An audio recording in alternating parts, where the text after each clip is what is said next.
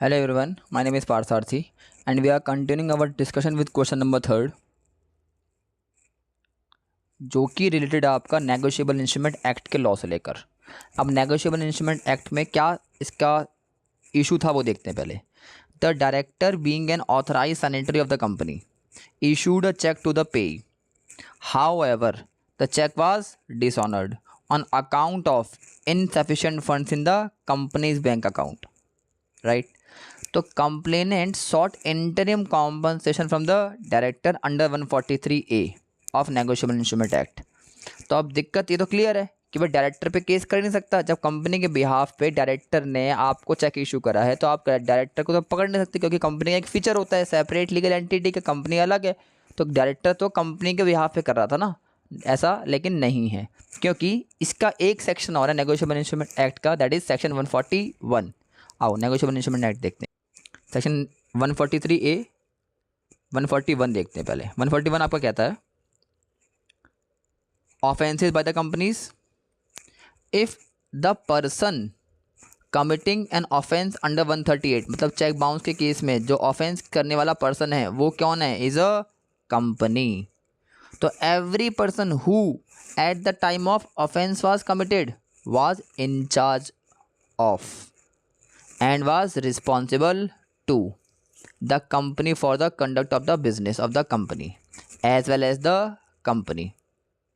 ठीक है, तो दोनों पकड़े जाएंगे अगर कंपनी के बिहाफ पर कोई ऑफिसर इंचार्ज, यहाँ पे कौन है, डायरेक्टर, वो काम करता है। तो section 141 of negotiable instrument act के तहत आप दोनों को पकड़ोगे, कंपनी को भी और डायरेक्टर को भी। It clear.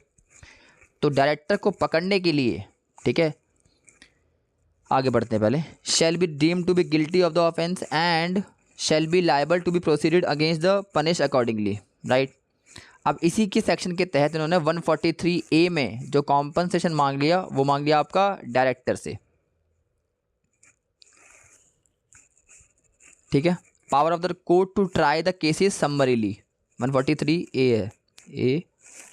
Power to direct interim compensation notwithstanding anything content in the code of criminal procedure, मतलब CRPC में कुछ समरी ट्रायल को लेकर, यहाँ समरी ट्रायल की और अदर केसेस की बात कर रहे हैं, फ्रेमिंग चार्ज वगैरह की बात कर रहे हैं, ठीक है। तो मतलब 143A का ओवर राइडिंग इफेक्ट होगा जब भी बात आएगी समरी ट्रायल के केस में, सम्मन केसेस में, है ना, और फ्रेमिंग ऑफ चार्जेस को लेकर, ठीक है। लेकिन वो किसका है, वो आपका है चेक बाउंसेस को लेकर। इसका मतलब नेगोशिएबल इंस्ट्रूमेंट एक्ट अपना खुद का प्रोसीजर बता रहा है और CRPC या BNSS एक जनरल लॉ होने के कारण उस पर ओवर राइडिंग इफेक्ट होगा किसका, स्पेशल लॉ का, ठीक है, BNSS पर ओवर राइडिंग इफेक्ट। चलो हमारा कंसर्न इसके आगे की कहानी है। वो क्या रहा है, the court trying an offence under 138, तो 138 का ऑफेंस ट्राई कर रहा है। अच्छा 138 क्या है आपका, एक क्रिमिनल ऑफेंस है, चेक बाउंस एक क्रिमिनल ऑफेंस है। तो CRPC में मतलब BNSS में जाएगा, लेकिन 143A की बात मानेंगे हम, CRPC की नहीं मानेंगे। मे ऑर्डर द ड्रॉवर, तो 143A के तहत drawer of the cheque to pay the interim compensation to the complainant, जिसके तहत उसने केस डाला। अब दिक्कत यहाँ हो गई कि 141 में आपने दो लोग बता दिए कि चेक बाउंस के केस में अगर होता है तो ऑफिसर इंचार्ज भी पकड़ते हैं, ठीक है, और आपके कंपनी को भी पकड़ते हैं, दोनों को पकड़ेंगे। अब यहाँ पे मतलब मैं दोनों पे केस कर सकता हूँ, तो मैंने केस कर दिया डायरेक्टर के ऊपर, ठीक है, क्योंकि आपने ड्रॉवर का मतलब, हमने जो ड्राइव करा है वो ड्रॉवर का मतलब करा है 141 से।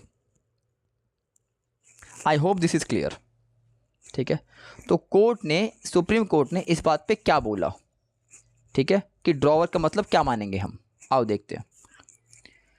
ये सुप्रीम कोर्ट की ऑब्जर्वेशन, एक्सप्लेनेशन।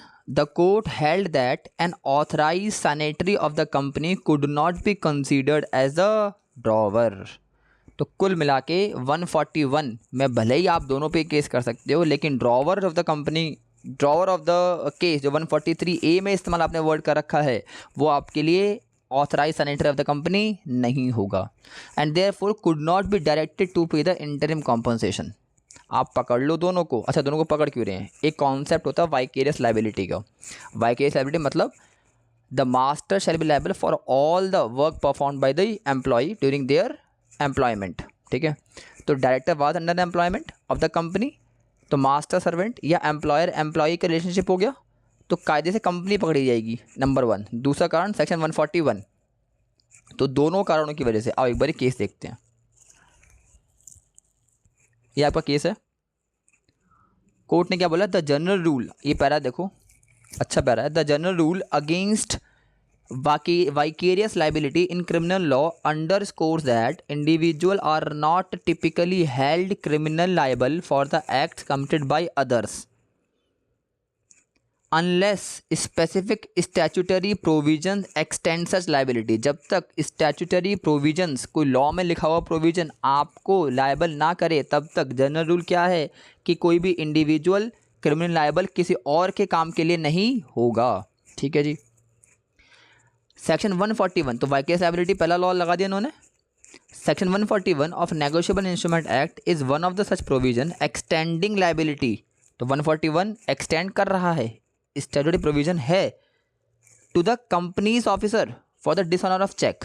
ठीक है, the appellants attempt to extend the principle to section 143A। तो जो कंप्लेनेंट है या एपिलांट्स हैं, उनका जो अटेम्प्ट है 143A में सेम चीज़ लगाने का, टू होल्ड डायरेक्टर और other individual personal liable for interim compensation is unfounded. 143A में ये वाइकेरियस लायबिलिटी का लॉ नहीं लग रहा है, जो 141 में लग रहा है। I hope this is clear. The high court rightly emphasise that liability under section 141 arises from the conduct or omission of individual involved, not merely their position with the company, the judgment stated। तो इसी कारण की वजह से तो 141 में आपने जो वाइकेरियस लायबिलिटी का कॉन्सेप्ट लगाया है वो 143A में नहीं लग रहा है। I hope this was clear. केस का नाम नोट कर लो, स्क्रीनशॉट ले लो rather, which is Shri Gurudatt sugars marketing private limited, मैं लिख भी दूंगा डिस्क्रिप्शन में, versus Prithviraj Sayaji Rao Deshmukh and others. I hope this law was clear. तो कल को कभी भी कोई भी केस आप इंटरिम कॉम्पनसेशन के लिए डालोगे या देखोगे कोर्टों में, तो वो कंपनी के ऊपर ही देखोगे, डायरेक्टर के ऊपर नहीं देखोगे, क्योंकि आपका 141 अलग है, 143A अलग है। I hope this was an informative video to all the law aspirants and judiciary aspirants students. Thank you very much. Thank you.